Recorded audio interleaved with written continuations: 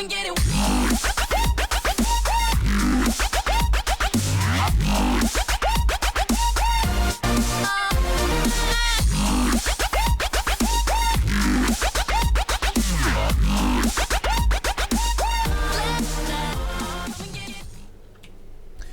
Welcome back to game number 2, guys. It's a best of 3 currently underway between two fantastic players. This is the Home Story Cup 9 qualifiers, and again, I want to stress for Europe division, but also the winner of this series goes on and gets invited to Home Story Cup 9, which is pretty freaking sweet. Tomorrow, those 8 invitees will also get a chance to play for a fully paid trip to Germany.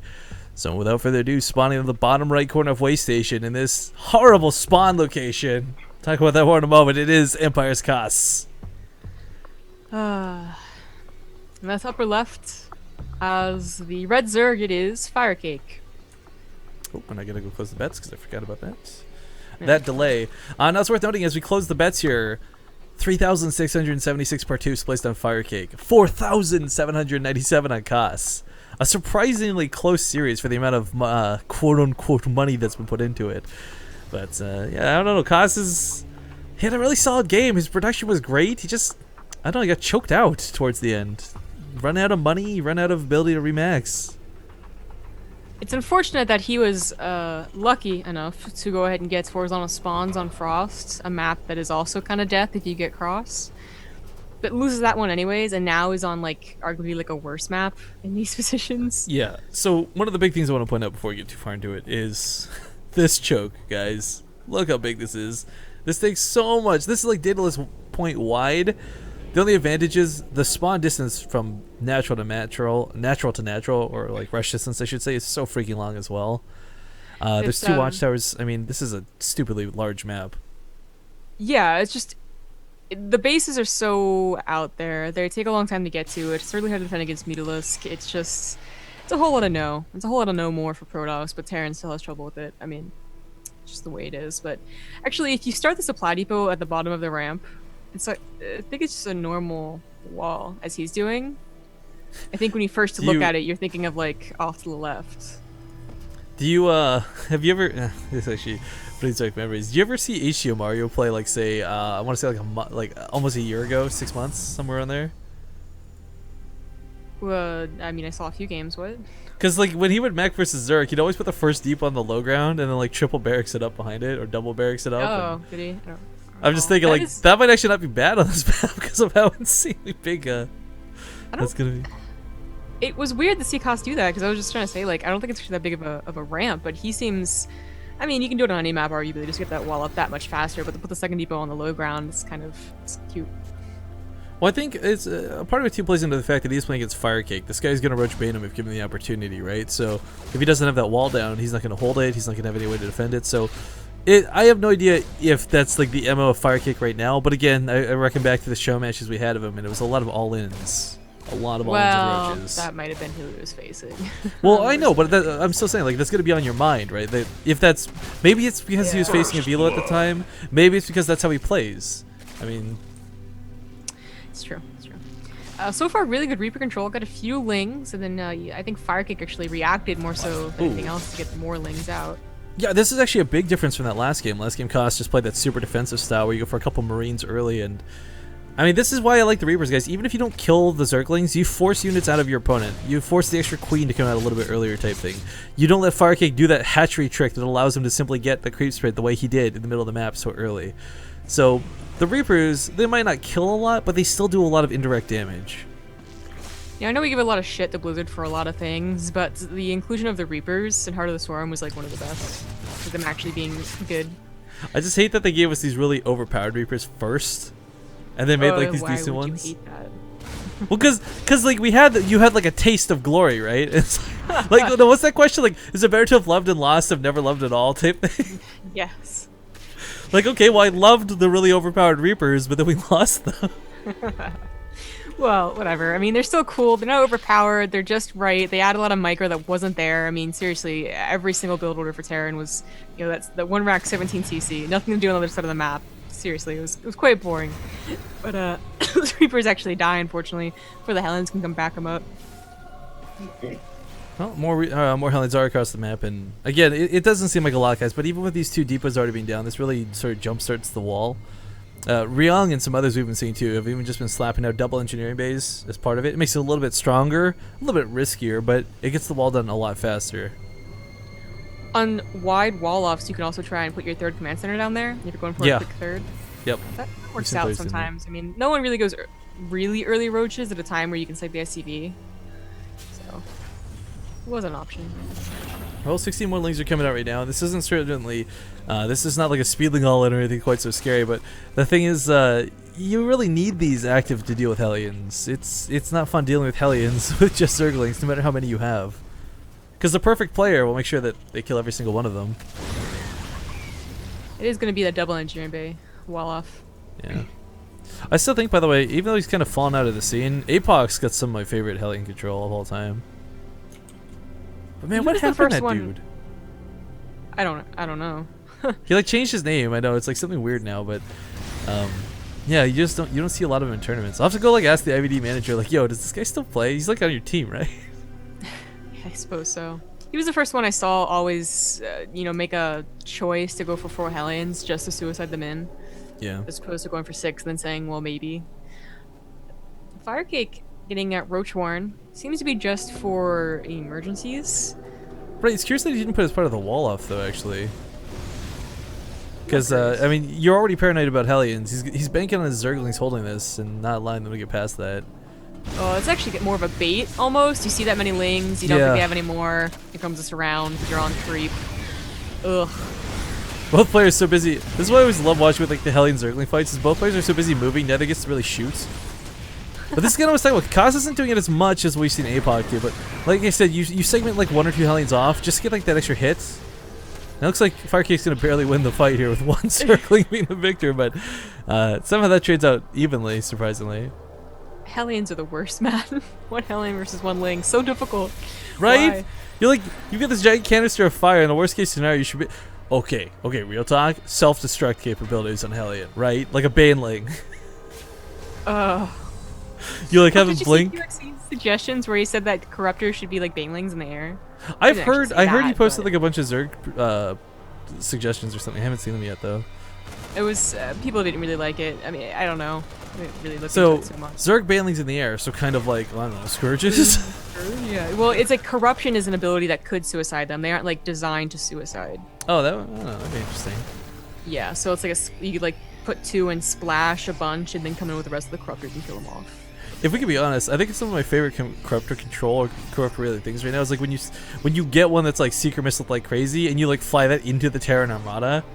Yeah, like so many props go to the Zerg player. player. You can do with corruptors, because corruptors aren't cool by themselves. Well, I mean, they're good for thinning out the Viking herds when there's lower numbers. I mean, but they're useful for sure, but they're not that cool. You know what? You're right. They don't even deserve sunglasses. They're so lame. Hey! Cass is medevac here in the middle of the map. Not sure what he's planning to do with it. But what I do like out of Firecake is the Overlord's over here on the island bases already. You're not expecting a Terran player to exactly float a command center over there, but the option's always there. And the last thing you want to do is be like, oh, you had a hidden base for 15 minutes because I didn't put an Overlord over there? Yeah, that would be pretty sucky. I imagine if that's your whole like game plan to get a 3rd or a 4th at that island base, you would open up with the Viking. I'm still so irritated we don't see more players using that in the other spawn locations, like when it's bottom left and top right. At least Terran players, because it seems so easy to make like a faster 4th or something and float it over. Yeah, I don't know. Well, we have our first push in. It's Widow Mine List, but it looks like it will. Well, they might get a 4th. There's meters on the way, so you really don't want to stay around for that long. But here come the Banelings. Cass needs to pick up. What are your thoughts, by the way? So we've seen Cass do this intentionally before in the past, but it's not something I think common amongst any Terran player. Where you start dropping the Marines one at a time for the Baneling trades. I mean, I think it's useful. I think that was not good, but No. I think dropping Marauders on is the best. Yeah, it's always like that desperation move where you're like, okay, the Mutalisks are probably gonna kill my medevac. Let's like start getting a good trade out of it. But I don't know. In the early game, I kind of think it's got some strengths to it. Honestly, it seems a bit silly to say, but you're gonna lose those Marines anyways at some point to the Banelings rolling in on creep. You might as well take them out one at a time in the worst trade that they can get. Now, whatever the case may be, we get a small drop that's really not that potent anymore. And these medevacs, honestly, you should probably just leave one medevac here and send the other ones home so they don't all get sniped off by a Mutalisk. Yeah, probably. Well, Firecake's gonna take care of this now. This would have opened up an opportunity for Kos to be on the other side of the map, but unfortunately he was too paranoid of getting his third or his fourth down, rather, very quickly. In fact, it was 13:34th.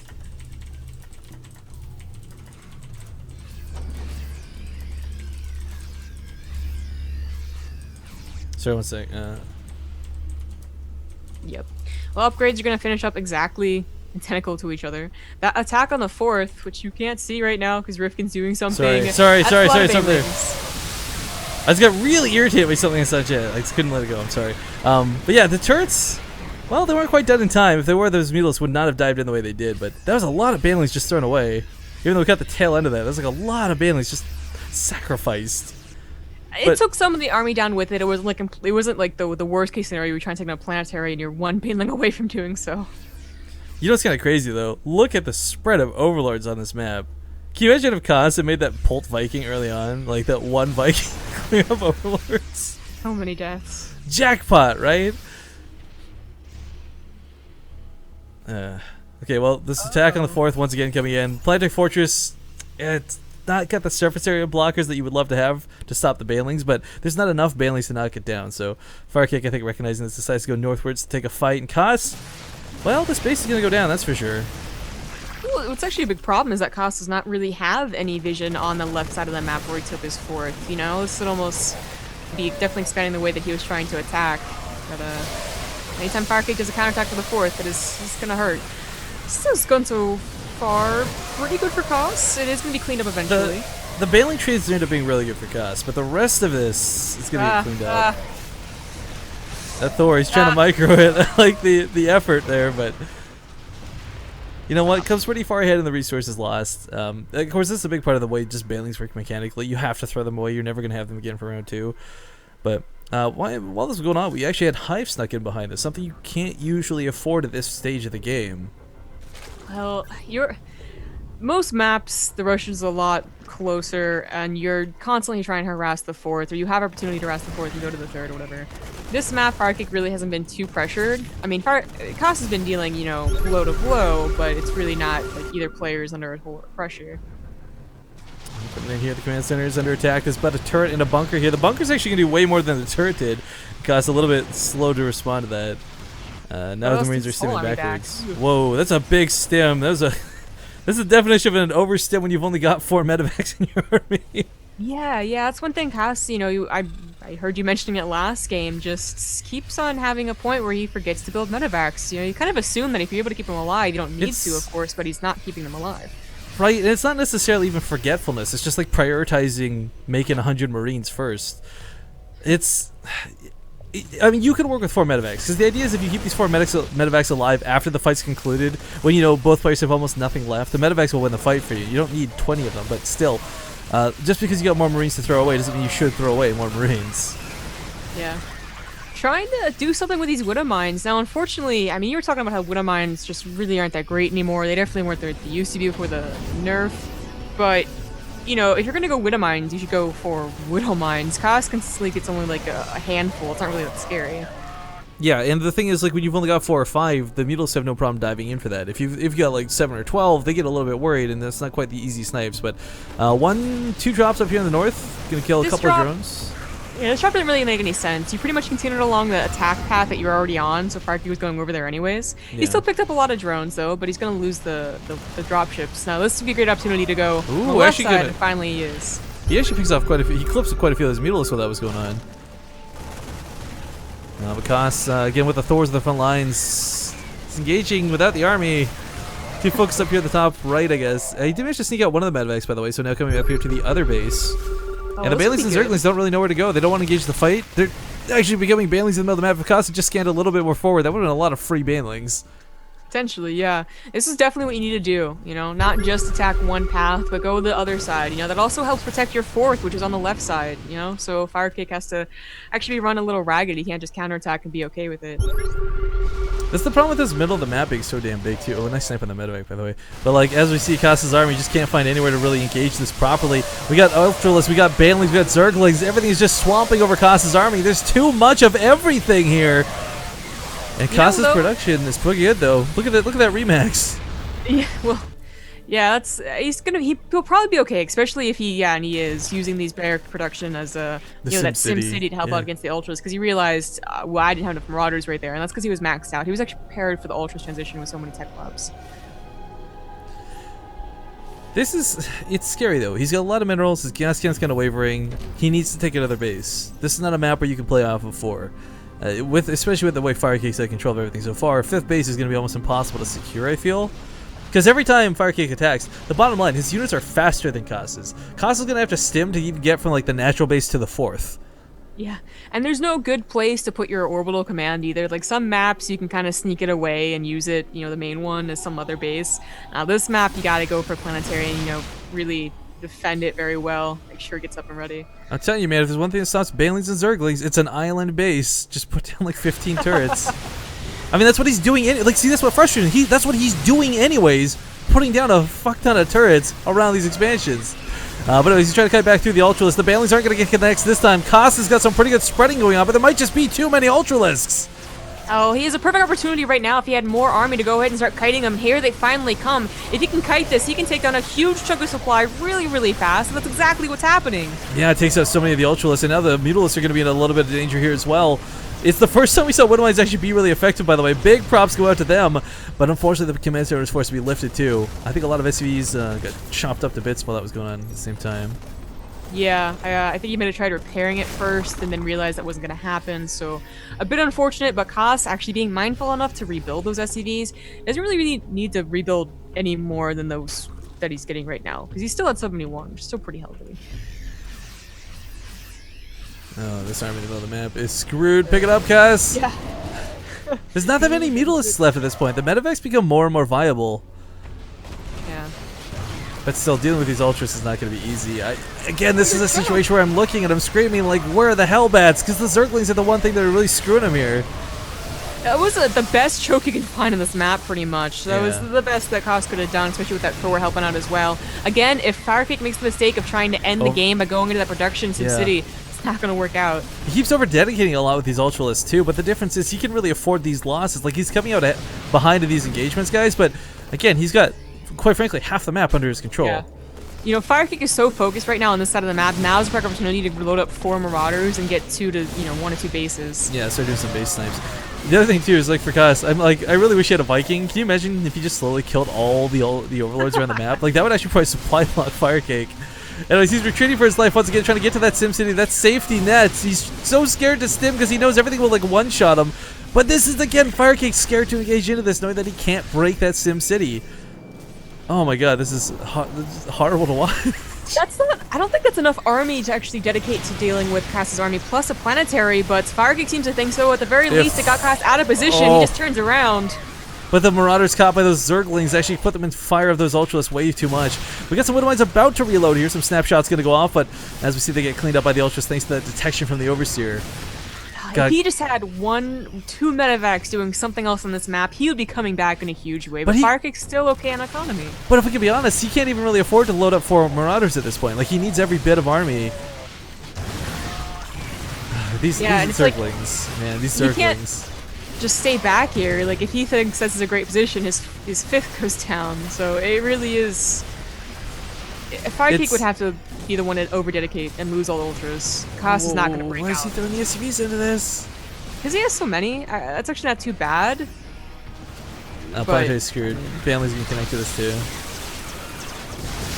I don't know, man. I'm looking at this and I'm just screaming in my head. Like, I think a medevac full of 8 SCVs building turrets like crazy in a floated command center would have been like the best expansion Koss could take. I think this is a hard map, guys. Like, last time Koss did a little bit lucky and Firecake just won the game anyways with the positions. But this is a terrible map. Positions are so hard. Getting a 4th as fast as he did was the best chance he had to secure one, but then a 5th became even harder to take. Well, there's other things too, like this choke that he keeps fighting in here. Like, I almost wish there was a planetary here, like where those Marines just came from through the reinforcement path. But Windmines go down en masse. They do get some pretty good connections off. This is looking like a much better fight for Koss, but still down in supply. Well, I don't know if he can kite this to efficiency or not. There's so many Banelings still with his army. He's doing so well. If he could get 20 more supply, you can really take on a max Ultralisk army because, well, stimming and running is just so good. Yeah, That's finally what's starting to happen. You know, we're paying a lot of attention to what's going on with cost, but for Firecake, he didn't go for infestors behind this. There's no fungal growth, there's no pathogen glands. Like, this army that Koss has, you fungal it once, and that's the end of the game. Yeah, he had such a long time to choose to do so, too. Just, you know, again, kind of tunnel visionally. Hopefully, he takes a moment, chills out, and says, you know what, really in this game? Infestors. You know what would be really awesome, though, actually, beyond any of this? Hidden base. No. If freaking custom shells worked on Ultralisk, I'm just saying. Like, oh, yeah, of course. That frenzy effect is a little too strong. But Zerglings are going to be on top of this army very quickly, and what they're going to do is hold everything in place, which makes this a little bit more difficult. Well, not a lot of Banelings anyways. That's really what's scary, honestly. The Ultralisk by themselves, not really scary, but if the Lings catch you and the Banelings connect, that's what game over. It's weird to consider, but you know, you guys have heard from every commentator at this point has pointed it out to you guys somewhere along the lines where if you want to lose a game, max out on Ultralisk. Just go pure Ultralisk and nothing else. It's true. It's so true. It's pretty much, I think, Zerg tier 3 is the most susceptible to just losing because you get too much of it, you know?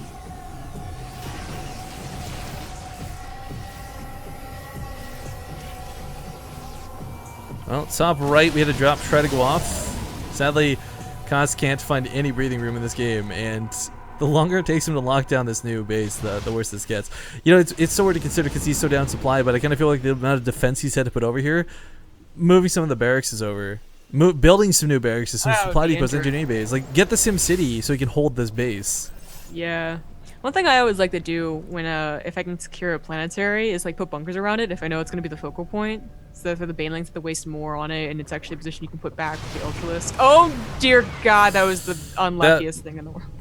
That was what Koss really needed. He needed to get that drop off. He's got 2 more going up towards the north. But the Mutalisks are on the way. The Ultras have seen this. Firecake has so much vision on this map because the Overlord spread is just map hacky levels of ridiculous. Yeah. If those 2 hadn't gone down, we could really have started something. This doesn't do anything. The other one doesn't do anything. Up as well. Kills an Ultralisk. That's small victory. Small victory. But yeah, the Widowmines too, guys. For those who don't know, by the way, Ultras are so big. They actually soak splash damage for pretty much everything that hits them. It's like if a Widowmine goes off on an Ultralisk, if a tank shot goes off on an Ultralisk, like, Zerglings right next to it don't die. Because it's so big, it encompasses the splash damage. So that's why we're seeing a lot of these Widowmines. Just, like, you see so many Widowmines down, you gotta wonder, like, why is nothing dying? It was a good idea to split those off, but he could have saved all of them. Still gets a lot of Ultralisk for it. Yeah, not too bad. I guess some Banelings too trades it out. But at this point, it's not about trading. It's about winning. And Firecake is going to be... He's never not going to be maxed. I mean, his bank isn't huge by any means, but Koss just doesn't have an army that can fight this. He's trying to kite with a Thor, for goodness sake. Like, set that baby on A move and move the rest of the army around. Oh, there's no turrets. There's no turrets. I hate Waystation. I have this map vetoed personally. GG. Firecake will beat out Koss 2-0 and be one of the invitees to Homestar Cup 9.